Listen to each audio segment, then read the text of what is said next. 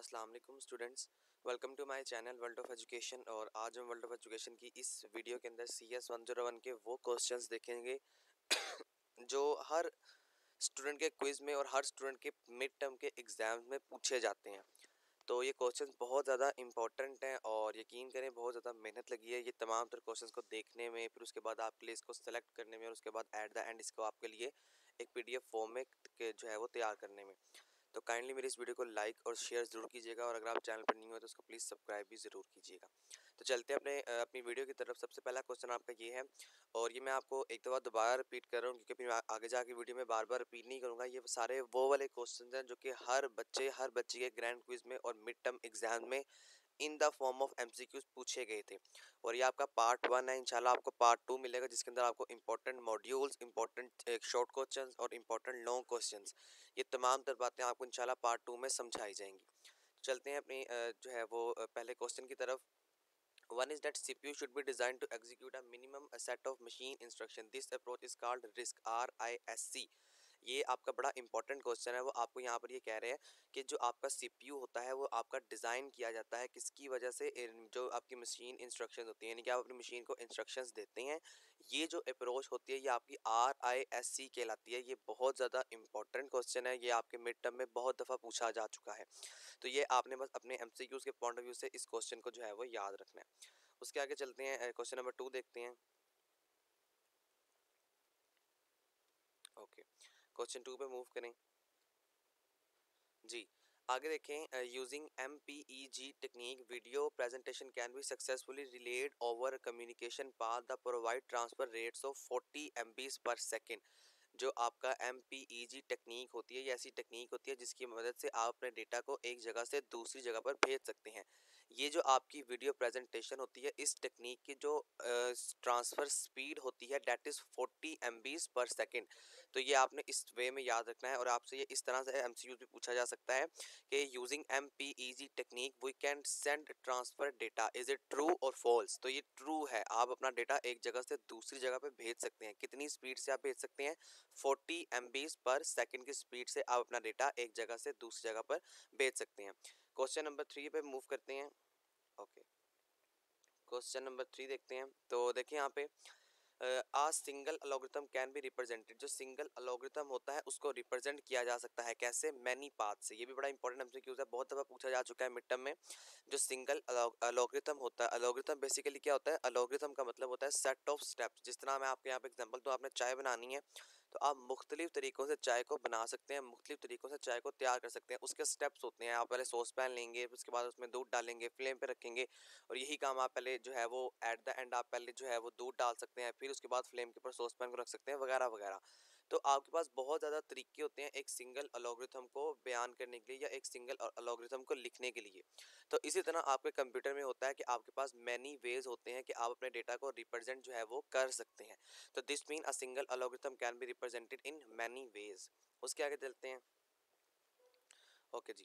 Dash is use to store colourful images. बड़ा important MCQ है ये वाला आपका, कि ऐसी कौन सी चीज़ें हैं या ऐसा कौन सा कम्बिनेशन होता है कलर्स का जिससे आप बहुत सारे कलर्स को बना सकते हैं। तो डैट इज़ RGB। ये आपने अपने उसके अंदर भी पढ़ा होगा, जो आपके हैंडआउट्स हैं उसके अंदर भी लिखा होता है। RGB से ना आप मिलियन कलर्स भी क्रिएट कर सकते हैं, मिलियंस बिलियंस कलर भी आपका कंप्यूटर जो है। RGB stand for red, G for green and B for blue. तो RGB red, green and blue से आपका जो डेटा होता है, आपकी जो इमेजेस होती हैं वो in the form of colour आ जाती हैं। अब बहुत सारे कलर्स आपके रेड, ग्रीन और ब्लू से मिलकर जो है वो बनाए जा सकते हैं। तो इसको आपने याद रखना है कि RGB stand for colour, RGB stand for red, green, blue और it is use to store colourful images. Next पे मूव करते हैं। तो देखेंगे आपका यहाँ पर जो है वो क्वेश्चन रिपीट हुआ है, ठीक है। इसका मतलब है कि ये बहुत ज़्यादा इंपॉर्टेंट क्वेश्चन है, बस आपने इसको याद रखना है। उसके आगे मूव करते हैं। तो ओके जी, आगे देखें। Let us let a unsorted list Fred, Alex, Diana, Byron, Carol, which one is the sorted at least. अच्छा देखिए मेरी बात सुने सबसे पहले कि सॉर्टेड क्या होता है। सॉर्ट का मतलब होता है आप लिखते हैं ना 1, फिर आप 2, फिर आप 3, तो आप अपना डेटा एक वे में, एक फॉर्म में लेकर आ रहे हैं, तो ये आपके पास सॉर्टेड डेटा होता है। सॉर्टेड का मतलब होता है कि आप अरेंज में लेकर आ रहे हैं 1 2 3 4 5 6 7 8 9 और 10। तो इस तरह का जो डेटा होता है वो आपके पास सॉर्टेड फॉर्म में आता है। अब वो कह रहा है कि आपने इसको सबसे पहले क्या होता है, यानी सबसे पहले ये भी आपके हैंडआउट में होगा, तो सबसे पहले जो CAROL कैरल है ये आपका सॉर्टेड फॉर्म में आएगा। यानी कि वो कह रहा है कि इस वन वाली जगह पे क्या आएगा, इस जगह पे आपसे वो डेटा मांग रहे हैं, तो सबसे पहले आपके पास जो होगा डेट इज CAROL। अच्छा, ये जो है वो ओवरऑल इसके अंदर आपको जो है दूसरी सेंस से भी एमसीक्यूज पूछा जा सकता है, तो ये आपने अपने एक दफ़ा हैंडआउट से भी देखना है कि पहली टेक्निक पे यानी पहले नंबर पे ये है, दूसरे पे कौन सा है और तीसरे पे जो है वो कौन सा है। उसके आगे मूव करते हैं तो नेक्स्ट पे देखते हैं। ओके जी, the repetition use of an instruction और sequences instruction is called loop. ये भी बड़ा इंपॉर्टेंट एमसीक्यूज है, ये आपके मिड टर्म और आपके फाइनल टर्म दोनों में पूछा जाता है आपसे। जो आप रिपीट करते हैं ना अपने इंस्ट्रक्शंस को और सीक्वेंसेस को, वो क्या कहलाती हैं, वो आपके पास लूप कहलाती हैं।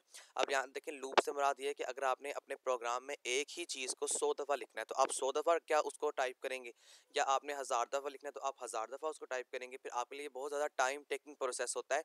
तो हम यहाँ पर ये करते हैं कि हम एक लूप लगाते हैं। लूप का बेसिक सा वर्क होता है कि ये आपसे कंडीशंस को लेता है। आपने बहुत सी लूप्स पढ़ी होंगी जिसके अंदर आप फोर लूप की बात करेंगे, आप वाइल लूप की बात करेंगे, आप फॉर वाइल लूप की बात करेंगे, इफ एल्स की बात करेंगे। ये तमाम तर चीज़ें आपको सिर्फ और सिर्फ आपके सीक्वेंस ऑफ इंस्ट्रक्शंस को और आपकी रेपिटेशन को इस्तेमाल करने के लिए आपके प्रोग्राम के अंदर यूटिलाइज किया जाता है इस चीज़ों को। उसके आगे मूव करते हैं।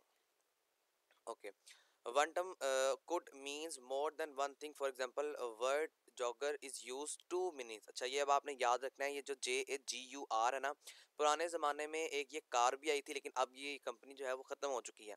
तो ये एक कार भी है और ये एक एनिमल का नाम भी है। ये आपने अपने मॉड्यूल में किसी ना किसी एग्जाम्पल में पढ़ा होगा। मैंने अपने लेक्चर्स को जो है वो बनाया हुआ है। अच्छा, मैं आपको एक और चीज़ बता दूं, मैंने अपने लेक्चर CS 101 के बनाए हुए हैं, बहुत ज़्यादा इंपॉर्टेंट वो लेक्चर्स हैं। इंशाल्लाह आप एक लेक्चर लें, आपको तमाम तर मॉड्यूल की समझ आ जाएगी। सिर्फ और सिर्फ घंटे से 1.5 घंटे में आप अपने जो मिड टर्म है उसकी प्रिपरेशन जो है वो कर सकते हैं। वो लेक्चर्स का लिंक आपको, प्लेलिस्ट का लिंक डिस्क्रिप्शन में मिल जाएगा, लाजमी सुने। बहुत ज़्यादा इंपॉर्टेंट आपके लिए सारा कॉन्सेप्ट उसके अंदर है, आप उसको सुन लें। इंशाल्लाह आपको हैंड आउट से एक बार पढ़ेंगे तो आपका पेपर मैं गारंटी देता हूँ कि आप बहुत अच्छा CGPA गेन कर लेंगे। तो देखिए, याद रखिएगा, जो JAGUAR जो जॉगर है, that is the animal and the car, ये दोनों का नेम हो सकता है। इसी तरह देखें, जो मिसाल के तौर पे आप किसी और का नाम रखें, आप जापान, मैं मिसाल देता हूँ आपको, जापान एक कंट्री का नाम भी है, और आपने अगर मोबाइल या कार, जो आपकी कार है उसका नाम भी आपने जापान रख दिया है, तो इसका मतलब है कि आप दो चीज़ों को एक ही नाम से जो है वो प्रोनाउंसिएट करते हैं। इसी तरह ह्यूमन में भी होता है, जिस तरह मेरा नाम साकिब है तो पूरी दुनिया में हो सकता है कि मिलियन साकिब्स हों। तो कहने का मतलब है कि एक ही बंदा या एक ही चीज़ को दो नामों से के साथ जो है वो डिक्लेयर किया जा सकता है, और जो एक नाम है वो दो चीज़ों को भी रिप्रेजेंट कर सकता है। उसके आगे चेक करें तो उसके आगे आपको क्या कह रहे हैं, one of the earlier computing devices was the abacus. ये आपने याद रखना है, ये भी बड़ा इंपॉर्टेंट एमसीक्यू है और ये आपके मॉड्यूल नंबर 1 में मौजूद है। अर्लियर का मतलब होता है पुराना, सबसे पुरानी आपके पास जो मशीन थी वो अबैकस थी। अबैकस उसका नाम रखा गया था मशीन का, और वो बहुत बड़ी जो है वो ट्यूब्स पे कंसिस्टेंट थी और बहुत उसका वेट था। तो इसका जो करेक्ट ऑप्शन आएगा डेट इज़ द अबैकस। उसके आगे चेक करें तो उसके आगे क्या कह रहा है आपको। Okay, in which type of system the operating system is copied from special flash non volatile memory. सबसे पहले नॉन वोलेटाइल मेमोरी कौन सी होती है, जो आपकी रोम्स होती हैं जो डेटा परमानेंटली स्टोर कर सकती हैं। तो वो क्या कह रहा है आपको, इन विच टाइप ऑफ सिस्टम, ऐसा सिस्टम है जहाँ ऑपरेटिंग सिस्टम इस कॉपी, जहाँ पर ऑपरेटिंग सिस्टम को कॉपी किया जाता है। तो कॉपी कहाँ पर होता है, एम्बेडेड सिस्टम्स के अंदर। अभी आपका कुछ इंटरनल कंप्यूटर का स्ट्रक्चर होता है जिसके अंदर आप अपने डेटा को बड़ी आसानी के साथ जो है वो कॉपी कर लेते हैं। तो वहाँ से फिर आपकी नॉन वोलेटाइल मेमोरी के अंदर जो स्पेशल फ्लैश मेमोरी होती है, वो आपका प्रोग्राम आपके रोम के अंदर चला जाता है, और रोम के अंदर आप अपने डेटा को यूटिलाइज करते रहते हैं। तो दिस मीन्स कि जी आपके पास एम्बेडेड जो सिस्टम है that is the correct answer. उसके आगे चेक करते हैं तो हम। ओके जी, ये भी बड़ा इंपॉर्टेंट एमसीक्यू है। What does HTTP stand for. HTTP stand for hyper text transfer protocol. मैं आपको इसके लिए हाईलाइट कर देता हूँ ताकि आपको अच्छी तरह नजर आ जाए। HTTP stand for hyper text transfer protocol. ये आपका यहाँ पे देखें लिखा हुआ भी है कि हाइपर टेक्स्ट और ट्रांसफर प्रोटोकॉल। ये आपने याद रखना है, ये आपका इंपॉर्टेंट एमसीक्यूज है। और ये होता क्या है, ये जहाँ पर आप जो है वो HTML के अंदर अपने पेजेस को बनाते हैं, वेब पेजेस को बनाते हैं, ये वहाँ पर काम आता है। ये भी आपसे एमसीक्यू पूछा जा सकता है कि HTTP का वर्क क्या होता है। तो ये कुछ आपके पास प्रोटोकॉल्स होते हैं, आपके पास कुछ ना कुछ नेटवर्किंग के थ्रू यहाँ पर रिलेटेड डेटा जो है वो पूछा जा रहा होता है। उसके आगे देखें, internet is a type of, internet किसकी टाइप है, नेटवर्क की। और ये बहुत इंपॉर्टेंट एमसीक्यूज है और ये वाहिद एमसीक्यूज है जो आपसे 20% रूल के मुताबिक जो है वो फाइनल में भी पूछा जाता है। एक ये वाला और एक जो मैंने आपको वीडियो में पीछे बताया था, ये एमसीक्यूज आपसे पूछे जाते हैं। तो जो इंटरनेट होता है ये टाइप है नेटवर्क की, और आपसे ये भी एमसीक्यूज पूछा जाता है the network of all network, जो तमाम नेटवर्क का नेटवर्क है वो क्या है, वो इंटरनेट है। तो internet that is the basically type of network. उसके आगे देखें तो okay, due to the volatility and limited size of computer main memory, most computer have additional memory advised called mass storage। यानी कि अगर आपके पास जो है वो volatility है, यानी आपके पास रैम कम है और आपके पास कंप्यूटर की मेन मेमोरी भी कम होती है, तो हम क्या करते हैं, हम एडिशनल मेमोरी को इस्तेमाल करते हैं। एडिशनल मेमोरी कौन सी होती है, मैस स्टोरेज होती है, जो कि in the form of RAM ही काम कर रही होती है, लेकिन ओरिजिनली ये रैम नहीं होती है। तो इसका मतलब यहाँ पर क्या आएगा, इसका मतलब यहाँ पर ये है कि जो आप एक्सटर्नल मेमोरी लगाते हैं अपने कंप्यूटर की फंक्शनैलिटी को इंक्रीज करने के लिए, तो वो आपके लिए मैस स्टोरेज का जो है वो काम करती है। Okay, user can see directories और files by using window explorer. जो यूजर है वो क्या करता है, वो अपनी फाइल्स को जो है वो सी कर सकता है। कैसे, विंडो की जो window explorer that is basically the software, इसकी मदद से आप अपनी फाइल्स को क्रिएट कर सकते हैं, आप अपनी फाइल्स को देख सकते हैं, आप अपनी मुख्तलिफ किस्म की डायरेक्टरीज को भी देख सकते हैं। तो ये विंडो एक्सप्लोरर होता है। विंडो एक्सप्लोरर जो होता है ये आपका ओरिजिनली या पहले से प्री इंस्टॉल होता है जब आपकी विंडोज जो है वो क्रिएट की जा रही होती हैं उस टाइम पर। In dash one user can executing सर्वल task simultaneously. Simultaneously का मतलब होता है कि एक ही वक्त में दो काम करना। और जहां पर भी आपको ये वर्ड मिलेगा ना कि आपके जो बहुत सारे टास्क हैं एक ही वक्त में दो काम हो रहे हैं, तो वो आपकी मल्टी टास्किंग होती है। जिस तरह देखेंगे कंप्यूटर एक मल्टी टास्किंग है। मैं आपको इस तरह इससे जो है वो प्रैक्टिकली भी दिखा देता हूँ। जिस तरह ये स्क्रीन आपके लिए ओपन है, मैं इसको बैक करूंगा तो मेरे मुख्तलिफ फाइल्स आपके लिए ओपन हो जाएंगी। मैं इसको दोबारा बैक करूंगा तो मेरा होम स्क्रीन आपके लिए यहाँ पर आ जाएगी। तो कहने का मतलब सिर्फ इतना सा है कि यहाँ पर बेशुमार काम मैं एट दैट टाइम इस टाइम आपके लिए रिकॉर्डिंग भी कर रहा हूँ, आपके लिए आपको ये समझा भी रहा हूँ, आपकी बुक्स भी ओपन है, मुख्तलिफ किस्म की फाइल्स भी ओपन है। तो ये एक ही वक्त पे सारी फाइल्स कैसे ओपन है, ये मल्टी टास्किंग है। मल्टी टास्किंग का मतलब होता है कि आप एक ही वक्त में बहुत सारा काम एक साथ कर सकते हैं। उसके आगे GIF, GIF, GIF can obtain additional compression by using adaptive dictionary या directory system, which technique is used by adaptive dictionary system for this purpose. तो सबसे पहले देखें, ये जो आपके पास जो GIF होता है ना, इसका काम क्या होता है। GIF टेक्निक होती है आपके पास जो कि अडॉप्टिव डिक्शनरी सिस्टम पे काम कर रही होती है, और ये आपके पास LWZ टेक्निक है।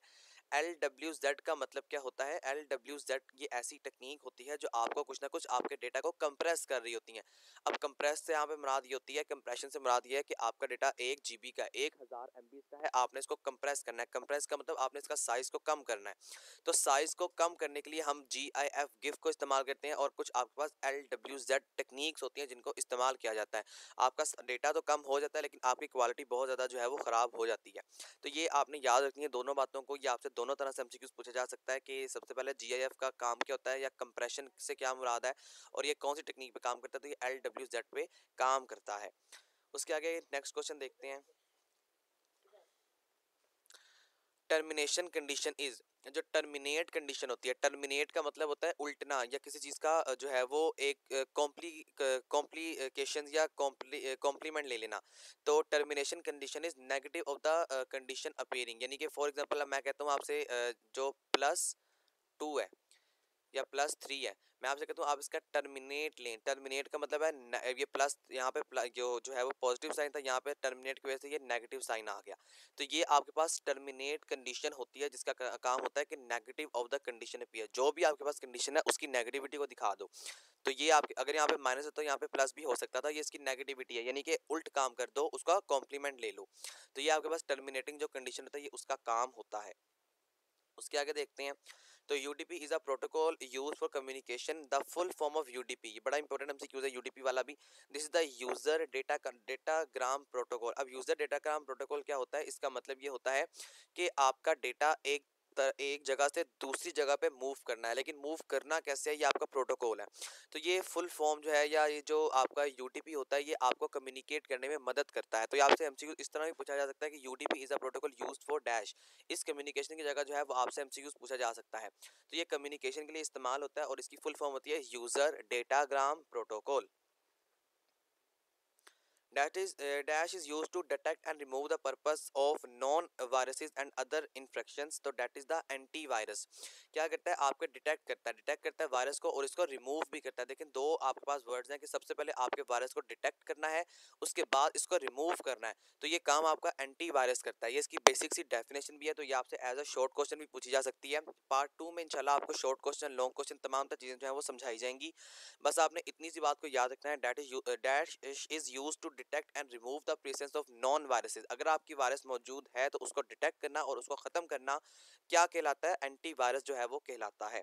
कुछ लोग यहाँ पे फायरवॉल भी कहते हैं, देखिए फायरवॉल नहीं होता, ये ओरिजिनल जो विंडो होता है उसका एंटीवायरस होता है, लेकिन ये जो बेसिक डेफिनेशन है ये एंटीवायरस की है। उसके आगे देखें तो आपको क्या कह रहे हैं यहाँ पे, search engine can search dash type of information. जो सर्च इंजन होते हैं वो आपको क्या सर्च करके दे सकते हैं, मैं आपको पहले दूसरे ऑप्शन दिखा दूं। अदर वर्ड फाइल्स, आप किसी भी तरह की वर्ड फाइल सर्च कर सकते हैं, डॉक्यूमेंट सर्च कर सकते हैं या प्रोग्राम सर्च कर सकते हैं। तो ये तीनों काम आप अपने सर्च इंजन पे कर सकते हैं। और सर्च इंजन होते हैं कौन कौन से हैं, Google basically is the search engine. Google आपका सर्च इंजन है। तो search engine can search document, images and video. जो सर्च इंजन होते हैं ये डॉक्यूमेंट्स को भी सर्च कर सकते हैं, इमेजेस को भी सर्च कर सकते हैं और वीडियोस को भी जो है वो सर्च कर सकते हैं। तो ये इसका तीनों आप जो आंसर होगा या ऑप्शन होगा वो यहाँ पर करेक्ट कंसीडर किया जाएगा। दूसरा देखें, यहाँ पे आपके पास क्वेश्चन रिपीट हो गया, this mean this is something is very very important question. Next मूव करते हैं। ओके जी, one of the major use of the AND operator, placing zero in the part of a bit operator while we are not distributing the other part। ये जो आपका AND operator होता है ना, इसके लिए कुछ टर्म्स और कंडीशंस होती हैं कि सबसे पहले AND में दोनों चीज़ों का ट्रू होना लाजमी होता है। जिस तरह मैं आपको एग्जांपल दूं कि अगर आपके पास एक बल्ब है और वो दोनों स्विच से गुजर कर जा रहा है, तो अगर एक ऑफ होगा तो आपका बल्ब तब भी ऑफ ही रहेगा। दोनों ऑन होंगे यानी दोनों वन वन होंगे यानी ट्रू होंगे, तो आपके पास जो रिजल्ट होगा वो भी आपका ट्रू ही रहेगा। तो ये आपका, बाकी आपका अगर 001 होगा तो फिर वो आपका 000 की फॉर्म में फॉल करेगा। तो इसका जो करेक्ट ऑप्शन होगा that is the end operator. उसके आगे देखें, Leibniz machines were achieved by observing the final gear position। ये जो आपके पास थी ना मशीन जो लेबनीज की थी, ये कुछ इस तरह की मशीन थी जो कि बड़ी अर्ली एजेस में, आप इसे कह सकते हैं कि ये फर्स्ट अर्ली की जो मशीन थी वो लेबनीज की ही थी। तो इसने क्या किया था, इसने अचीव किया था, क्या अचीव किया था, कुछ कैलकुलेशंस को, कैसे, गियर्स के थ्रू। यानी कि आपका फाइनल गियर होगा तो उसके बाद आपका जो पोजीशंस होंगी वो आप में अचीव हो जाएंगी। यानी कि आप कोई प्लस करना चाहते हैं, माइनस करना चाहते हैं, मल्टीप्लाई करना चाहते हैं, तो आपके पास कुछ गियर्स होंगे, उस गियर्स को आपने यूटिलाइज करना है, उसके बाद आपके पास कुछ ना कुछ कैलकुलेशन जो है वो परफॉर्म हो जाती है। In dash the operating system में be copied from a distant machines over a network. वो कह रहा है कि ऑपरेटिंग सिस्टम जो है वो कॉपी करता है आपकी डिस्टेंट मशीन्स को। डिस्टेंट मशीन का मतलब कि एक मशीन मिसाल के तौर पे पाकिस्तान में है, दूसरी मशीन दुबई पड़ी हुई है, ये बहुत बड़ा डिस्टेंस है। तो इसको कैसे किया जाता है, नेटवर्क के थ्रू। ये भी आपका एक एमसीक्यू आता होता है और मेरे ख्याल में ये आगे होगा भी कि in small work station the operating system में be copied from a distant machine over a dash over a network. Network का मतलब होता है कि आप नेटवर्किंग के थ्रू एक कंप्यूटर को दूसरे कंप्यूटर के साथ कनेक्टेड कर सकते हैं। तो अब यहाँ पर स्मॉल वर्क स्टेशन आएगा। स्मॉल वर्क स्टेशन का मतलब ये होता है कि आपका जो डेटा है वो बड़ी आसानी से, ये वर्क स्टेशन से मुराद वहाँ पे जहाँ पे आपके पास नेटवर्क सिस्टम को नाफिद कर दिया गया, नेटवर्क सिस्टम आपके पास पड़ा हुआ है। तो ये वर्क स्टेशन से आप क्या कर सकते हैं, आप कॉपी कर सकते हैं अपने डिस्टेंस मशीन्स को ओवर अ नेटवर्क। उसके आगे देखें जी, ये आपका कुछ जो है वो रैम से रेलिवेंट डेटा है और रैम वाले डेटा आपसे शॉर्ट और लॉन्ग की फॉर्म में दोनों में पूछे जाते हैं। तो dash store bit as an thin electric charge that refresh many times a second. जो आपको बार बार जो है वो रिफ्रेश करती है वो डी रैम होती है। D RAM is the latest type of technology और ये आपको बहुत टाइम जो है वो अपने आप को रिफ्रेश कर सकती है, जिसकी मदद से आपका डेटा की जो फंक्शनैलिटी होती है, आपके कंप्यूटर की जो फंक्शनैलिटी होती है वो बहुत ज़्यादा अच्छी हो जाती है। तो this is the D RAM technology. Two raise then zero equal to. अब इसका मतलब क्या है, मैं आपको ये प्रैक्टिकली कर देता हूँ। देखिए ये वो कह रहा है टू, इसकी पावर कौन सी है, जीरो। तो आप हमेशा याद रखिएगा जब भी किसी नंबर की, जरूरी नहीं कि टू की, थ्री की, फोर की, वन की, फाइव की, सिक्स की, any number that have the power zero equals to one. जब टू की पावर जीरो होगी तो ये वन के बराबर जो है वो हो जाता है। तो ये बस आपने याद रखना है कि टू की power zero equal to one. अगर इस टू की जगह कोई भी नंबर आ जाए, पावर जीरो आ जाए, तो वो वन के बराबर जो है वो हो सकता है। तो यहाँ पे जो वन है is the correct option. LAN stand for local area network. Local area network से क्या मुराद है? लोकल एरिया नेटवर्क आपका वो नेटवर्क होता है जिसकी वजह से आप एक बिल्डिंग के अंदर डेटा जो है वो कुछ ना कुछ इस्तेमाल कर सकते हैं, या अपना डेटा सिर्फ एक बिल्डिंग के अंदर जो है या दूसरी बिल्डिंग के अंदर जो है एक से दो बिल्डिंग्स अपना डेटा एक दूसरे के साथ जो है वो शेयर कर सकती हैं। तो ये आपके पास कुछ लैन या लोकल एरिया नेटवर्क की एग्जाम्पल है, तो ये आपने याद रखना, ये भी इंपॉर्टेंट है। इसके अलावा दूसरे भी हैं जितना मैन है, और ये भी आपका डेटा जो है वो रिपीट हुआ हुआ है, इसका मतलब है कि आपका एमसीक्यू बहुत इंपॉर्टेंट है। दूसरा भी कुछ आपका है जिसके अंदर मैन आता है, MAN stand for metropolitan area network, और तीसरा आपके पास वैन आता है, वैन stand for wide area network. An example of dash technique is consecutive frame of the motion picture. तो क्या होता है मोशन पिक्चर का, यानी अभी आप इसका मतलब है कि ये आपकी वीडियो की बात कर रहे हैं, तो वीडियो के अंदर आप कुछ इनकोड करते हैं, रिलेटिव इनकोडिंग होती है आपकी उसके अंदर टेक्निक के अंदर। तो ये कुछ आपके पास ऐसी टेक्निक होती है जिसकी वजह से आप अपना कैमरा उठाते हैं और वीडियो बनाते हैं, that is the relative encoding. तो ये रिलेटिव इनकोडिंग कुछ ना कुछ जो है वो टेक्निक यहाँ पर आपको बताई जा रही है। Okay, which is the form of magnetic system. Magnetic system का मतलब होता है कि वो डिवाइसेस जिसके अंदर आप कुछ ना कुछ डेटा को यूटिलाइज और डेटा को स्टोर कर सकते हैं। तो देखिए हार्ड डिस्क एक ऐसा मैग्नेटिक सिस्टम है जिसके अंदर आप अपना डेटा जो है वो स्टोर भी कर सकते हैं, और that is the form of magnetic system. अब सीडी के अंदर आप अपना डेटा स्टोर कर सकते हैं, डीवीडी के अंदर भी डेटा स्टोर कर सकते हैं, और फ्लैश ड्राइव के अंदर भी डेटा स्टोर कर सकते हैं। लेकिन ये तमाम तर चीज़ें जो है ये मैग्नेटिक नहीं होती। मैग्नेटिक से मुराद यहाँ पर ये है कि जो कंप्यूटर के इंटरनली सिस्टम में इंस्टॉल्ड हो और बार बार निकाली ना जा सकती हो। अब सीडी भी आपको निकालनी पड़ती है, डीवीडी भी निकालनी पड़ती है, और फ्लैश ड्राइव जो यूएसबी होती है ये भी आपको बार बार जो है वो उसको रिमूव करना पड़ता है। तो इसका जो करेक्ट ऑप्शन होगा that is the hard disk. Hard disk इसका मैग्नेटिक सिस्टम है जो कि परमानेंटली कंप्यूटर के अंदर इंस्टॉल रहता है। उसके आगे देखें the control access of the pointer. जो कंट्रोल एक्सेस होता है पॉइंटर का, the operating system must keep track of the whether the pointer has been allocated. जो ऑपरेटिंग सिस्टम होता है इसका काम ये होता है कि ये आपको अलाउकेट करता है प्रिंटर को, क्योंकि जाहिर सी बात है आप अपने कंप्यूटर में लगाते हैं अपनी जो होती है यूएसबी पोर्ट होती है प्रिंटर की, आप लगाने के बाद डायरेक्टली उसको यूटिलाइज करते हैं। लेकिन इंटरनली तौर पे ये आपका ऑपरेटिंग सिस्टम काम कर रहा होता है, इंटरनली तौर पे ये आपका वर्क होता है ऑपरेटिंग सिस्टम का, जो कि आपको उसके साथ कम्युनिकेट करवाता है प्रिंटर के साथ, और आपको कुछ ना कुछ प्रिंट करके दे देता है। तो ये आपका ऑपरेटिंग सिस्टम का कॉन्सेप्ट है, इसको याद रखिएगा, ये आपके शॉर्ट और लॉन्ग में भी आ सकता है। इंशाल्लाह ये पार्ट 2 में मजीद फर्दर इसकी बात करेंगे। उसके आगे देखें सॉफ्टवेयर यूनिट। जो सॉफ्टवेयर यूनिट्स होते हैं that communicate with controller on something directly the peripheral devices called. ये जो आपके पास पेरिफेरिकल डिवाइसेस होती हैं ये इसका मतलब होता है इनपुट और आउटपुट डिवाइसेस। तो ऐसे ऑपरेटिंग सिस्टम जो आपको कंट्रोल करते हैं आपकी मुख्तलिफ किस्म की पेरिफेरिकल डिवाइसेस को, लाइक अब इनके अंदर क्या आता है, इनके अंदर कीबोर्ड आ सकता है, इनके अंदर माउस आ सकता है, इसके अंदर आपका जो एक्सटर्नल आपने स्पीकर लगाया है वो आ सकता है, प्रिंटर आ सकता है। तो ये आपके डिवाइस ड्राइवर्स होते हैं। आपने सुना होगा कि हाँ भी इस प्रिंटर का ड्राइवर जो है मेरे लैपटॉप के अंदर या मेरे कंप्यूटर के अंदर इंस्टॉल्ड है, इससे मैं प्रिंटर को इस्तेमाल कर सकता हूँ। तो ये कम्युनिकेशन का जो पर्पस होता है, कम्युनिकेट जो आपको कंप्यूटर को और आपके प्रिंटर को एक दूसरे के साथ करवाते हैं bye operating system, that is the device driver. वो डिवाइस ड्राइवर होते हैं जिनका काम क्या होता है, वो आपको आपके कंप्यूटर के साथ जो है वो कम्युनिकेट करवा रहे होते हैं। You might search the following और similar thing and might get unpleasant result which might depress you. अब यहाँ पर डिप्रेस यू का मतलब क्या आता है कि ऐसे सर्च जो आपको अनप्लेजेंट सा रिजल्ट देते हैं और आपको डिप्रेस कर देते हैं। तो ये आपके पास क्या होती है, ये स्किन कंडीशन होती है। अच्छा, इसका कुछ यहाँ पर ये भी आ सकता है, मैं आपको इसकी अगर प्रैक्टिकल एग्जांपल दूं तो आपने ऐसे ऑफिस में देखा होगा जो रात दिन कंप्यूटर के आगे बैठ के काम करते हैं। तो जब आप ज़्यादा कंप्यूटर के आगे बैठते हैं ना, तो ये आपका डिसएडवांटेज है, और ये आपका लॉन्ग क्वेश्चन भी आता है कि स्किन आपकी जो है वो कुछ ना कुछ डैमेज होना स्टार्ट हो जाती है, क्योंकि जाहिर सी बात है वो रेज आपको कंटिन्यूसली उनका सामना करना पड़ता है, वो स्किन्स को आपकी डैमेज करना जो है वो स्टार्ट कर देती हैं। तो ये आपका एक डिसएडवांटेज है कंप्यूटर का। उसके आगे देखें, what CPU can better cope with over increasing complexities.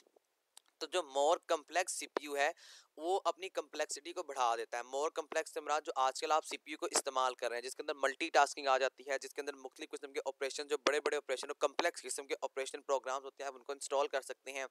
तो ये मोर कम्प्लेक्स इसकी जो होगा वो बेहतरीन एग्जांपल होगी या बेहतरीन ऑप्शन होगा कि मोर कम्प्लेक्स जो सीपीयू है वो बेटर तरीके से आजकल की सिचुएशंस को मैनेज भी कर सकता है। तो यहाँ पर जो इसका करेक्ट ऑप्शन होगा that is the more complex. उसके आगे द डिस्पैचर अलाउकेट। जो डिस्पैचर्स होता है वो क्या करता है, वो टाइम स्लाइसिस को अलाउ करता है। टाइम स्लाइस से मुराद यहाँ पर ये होती है कि कितने टाइम में कितना डेटा आपके पास आया।